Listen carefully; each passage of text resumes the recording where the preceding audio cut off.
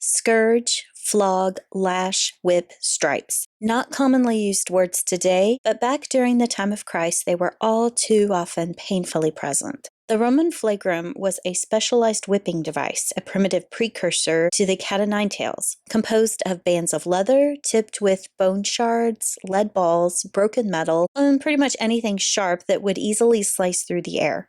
And skin. Its job was to inflict indescribable and unimaginable pain. No doubt, Jesus was scourged by a flagrum. I've wrestled with whether or not I add a flagrum to the Resurrection Village scene. I mean, my Roman soldiers are kind of cute and don't really look the part. Can I omit it? Well, it was written. It happened. Is it too morbid, too vicious, too violent? I keep going back to Isaiah. With his stripes, we are healed. And that's a comfort. So yes, I'm making a village-sized flagrum, and I'm displaying it because it's part of the story and a small reminder that we can find healing after violence. There are three main parts to the flagrum. Part one, the wooden handle. For this particular item, I'm using a toothpick. I've got two choices here, and I'm going to go with this one, just because it looks a little bit more decorative. Even a stick would work. Part two, leather cords. Here's where it starts to get a little tricky. So looked for real leather options, but my eye kept going towards this set of braided cords that I had on hand. It's twisted and braided. I'm going to sacrifice authentic leather for this texture. How many cords? Well, I've seen pictures and descriptions of anywhere from 3 to 9 cords. If you're making a flagrum, you can have however many cords you wish. I'm going with simple. I'm going with 3. I'm going to use wood glue to reinforce the cords to the handle and wrap. So I'm going to use a bit of glue at the end of the stick, and then I'm going to attach all of the cords that I have. The more you work with the wood glue, the quicker it dries. I'm just kind of messing with it until I get it to a point where it's actually starting to stick. And then it's time to attach and put a little bit more pressure on it. And I'm wrapping the end with this cord here.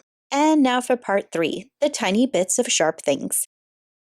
I've been thinking about using real bits of bone or metal, but safety?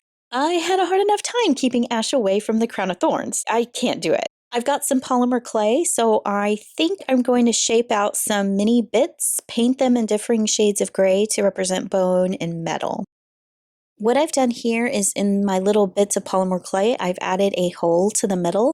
And this is what my cord is going to run through and attach back to itself to hold the little bit in place. You could just glue this to the end of the cord, and I'm only going to use 1 per cord. Less might be more here. I don't want to draw too much attention away from the other items that I might add to the display. So if you're not into shaping out clay, I would suggest cutting a metal pull string and wrap your cord around the narrow center between the 2 ends. And you can paint or leave it as you wish, or any other little bits that you find laying around your house. So what I'm doing here is I'm going to cut away half of the cord so that I have a thin enough strip to fit in through this hole in the middle. I'm going to cut these cords at different lengths just to give it a little bit more variety. And then I'm going to just dip it in the glue just to get it a little soft and also to compress the end a little bit more. And I'm going to cut a point at the end so that I can fit it through this hole. If you find that yours doesn't go through the hole easily, you can keep cutting or find another bit with a larger hole. It really is up to you on how you want to attach the bit to the cord. And so what I'm going to do is once it's through, I'm going to pull it all the way down to the cut end where the rest of the cord is, and I'm going to wrap it around itself. Use these tweezers, and I'm going to just dip the tweezers in the glue, and then I'm going to take the tweezer glue and I'm going to just smash it down into the cord. Theoretically, once this is dry, it's going to stay put. And it'll also help keep these chopped off cords a little bit condensed so it doesn't look so obvious. And you could totally attach your bits to your cord and then attach the cords to the handle. Either way would work. I'm going to rest this near the crucifix or the soldiers, depending on where I need a bit of color.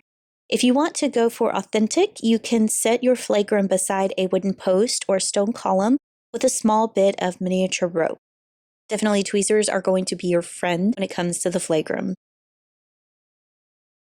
I'm going to paint this with some watered down brown just to give it a little bit of a rustic appearance. Here's the finished flagrum. To all of my overachievers out there who go for 9 cores with authentic materials, I commend you.